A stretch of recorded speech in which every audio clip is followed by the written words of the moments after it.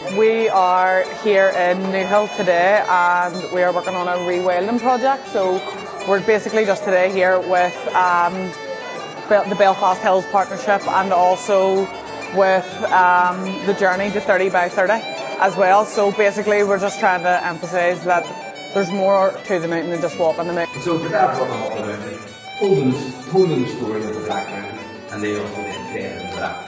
So that was the beginning essentially of the Black Mountain Action Group. 30 years of families had been done, and virtually a quarter of the Black Mountain had been extracted. And the quarry company had planned permission to keep doing what they were doing for a further 30 years. So we wrote an article on the Sky News, and they got a huge response from it. People from the letters page sharing their memories of the mountain. And on the backs of the letters, they organised a walk on the Black Mountain, and this was the route. We have a lot of infrastructure and we have a lot of natural habitat around the mountain as well, and we're working on ways to protect that as well as creating pathways onto the mountain that people can use the mountain without endangering species and stuff as well. This is the Sure Start Bluebell Festival and today we're colouring in.